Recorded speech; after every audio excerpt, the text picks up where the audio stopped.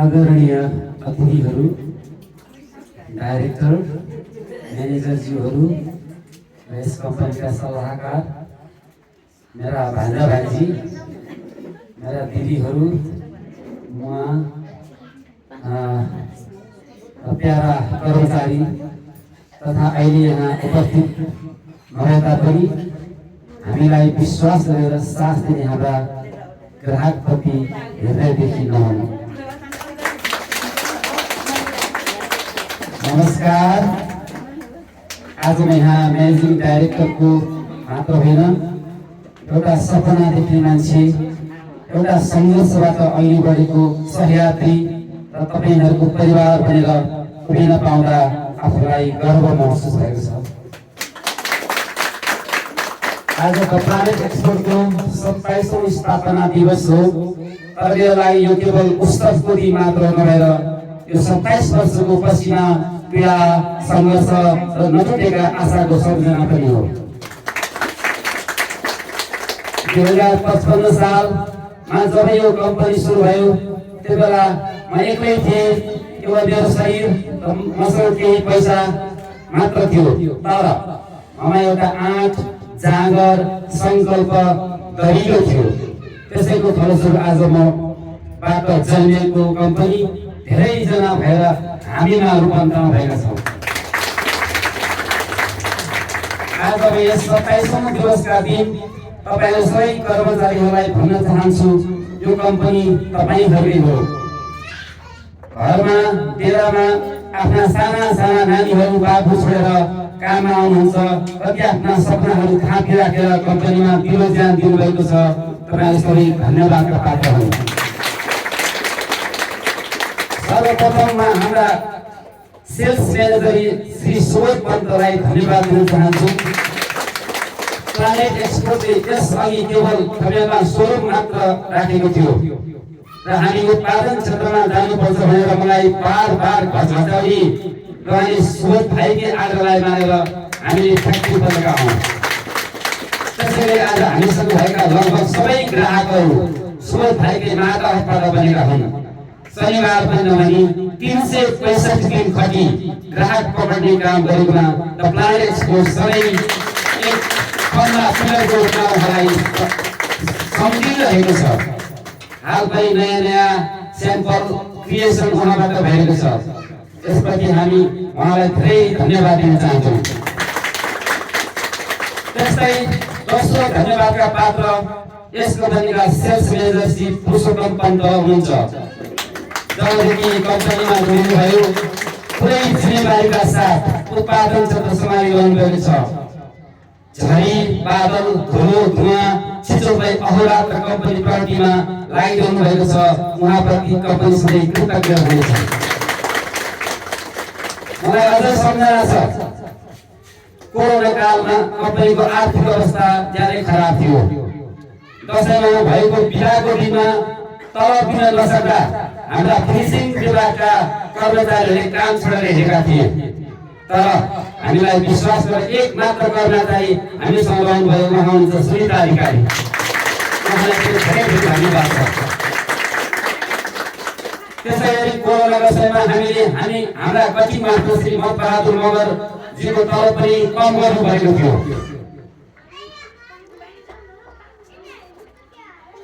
र केही समय उहाँलाई तलब बढाउन पनि सकेनन्। तैपनि उहाँले हाम्रो कम्पनीलाई विश्वास गरेर निरन्तर योगदान दिनुभयो। अहिले त झन् उत्कृष्ट योगदान दिनुभएको छ। उहाँलाई धेरै धेरै धन्यवाद। त्यसैगरी सबै कर्मचारीहरूले सिलाइ विभाग, बुनाइ विभाग, म नाम सबै दिन असमर्थ छु। सबै फिनिसिङ विभागका कर्मचारीले खेल्नु भएको भूमिकाप्रति म सबैलाई धन्यवाद दिन चाहन्छु। त्यसैगरी कारखाना खोल्न सुरु गर्दा क्षेत्रीय पार्टीमा एकवटा मेसिन राखेर आफ्नो छोरीलाई ल्याई पहिलो जग हालिदिनु भएका दिदी नानु अधिकारी उहाँका जेठी छोरीलाई पनि सम्झाउन चाहन्छु। म कृतज्ञ छु उहाँदेखि। हाल यस कम्पनीमा रहेको जग्गा बिना ब्याजमा पैसा दिनुहुने लक्ष्मी लामिछाने दिदीले लगाएका अनेक कुराहरूबाट म सधैँ ऋणी रहनेछु। त्यसैगरी कार्यस्थली आएपछि पल पलमा साथ दिने गुरु हामी सधैँ तपाईँको साथ छौँ भने यस कम्पनीका सल्लाहकार श्री राम प्रियाल र हाम्रा हितेशी नरेन्द्र भाइलाई पनि धेरै धेरै धन्यवाद दिन चाहन्छु। त्यसैगरी हाल समयकै पुरानो कर्मचारी र हाल आफ्नै बलबुताले कम्पनी खडा गरेकी स्टार ह्यान्डिक्राफ्टका सञ्चालक रूपा शेखरलाई पनि धेरै धेरै धन्यवाद दिन चाहन्छु। एउटा नारी 3 वटा बच्चालाई हुर्काई बढाई सक्षम बनाउँदै धेरै तनाहुने उत्पादन क्षेत्रमा यसरी आफूलाई अब्बल बनाउनु भएको नारीलाई हामीले धेरै धेरै उहाँबाट शिक्षा लिनुपर्छ। उहाँको लगन, उहाँको परिश्रम, उहाँको इमानदारीको म प्रशंसा गर्ने हो। यो समाजको उदाहरणीय नारीमा गरिन्छ उहाँको कार्यले। सरकारले त उहाँलाई पुरस्कार गर्नुपर्ने, तर विडम्बना हाम्रो सरकार यस्तै छ। हामीले सानो सानो सहयोग गर्दै आएका छौँ। उहाँको साथ सधैँ छ।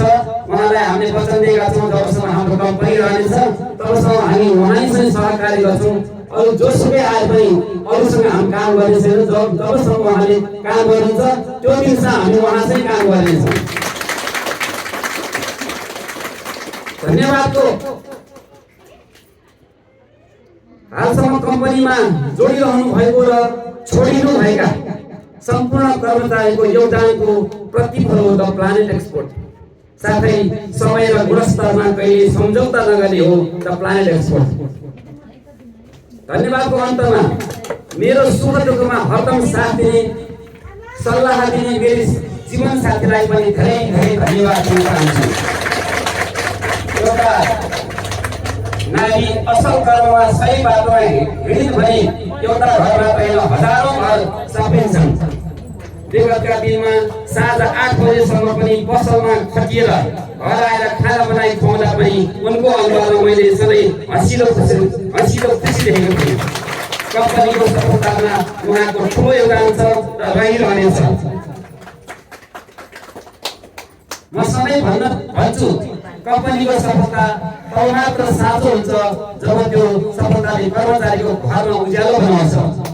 मेरो अन्तर आत्माले सधैँ यही सिकायो, मुनाफा केवल अङ्क होइन, मुनाफाले कतिको अनुहारमा मुस्कान थप्न सक्यो। पक्कै पनि हामीले गरेका सानो प्रयास जस्तो सबै कर्मचारीको बिना पेवा बचत कोष र बिना ढिलो बिना ब्याज अति आवश्यक परेको छैन आर्थिक सहायता।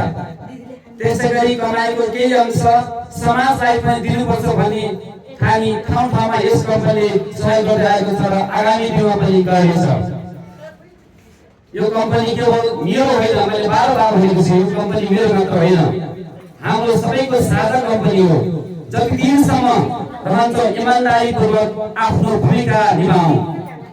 आगामी दिनमा कम्पनीले अझै प्रगति गर्नेछ र तपाईहरूको जीवन पनि सहज हुनेछ। हाम्रा लागि सबैजना कर्मचारीहरू बराबर हुनुहुन्छ।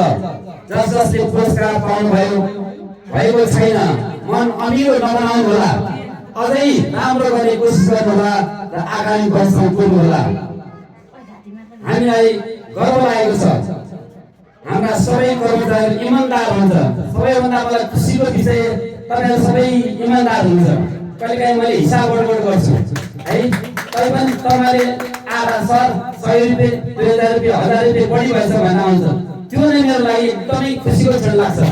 मेरो म त्यस्तो व्यक्तिलाई अत्यन्तै मन पराउँछु जो इमानदार छ, जो परिश्रमी छ। यो दुईटा कुरा जोसमा छ त्यो मान्छे मलाई असाध्यै मन पर्छ। किनभने म पनि सानै बच्चादेखि परिश्रम गरेर इमानदार गरेकै कारणले आज यो ठाउँमा छु। तपाईँ हामी मिलेर कम्पनीलाई नयाँ उचाइमा पुर्याउँ र हाम्रो भविष्यको सुनौलो रेखा गरौँ। जय मां प्रकृति, जय गुरुदेव।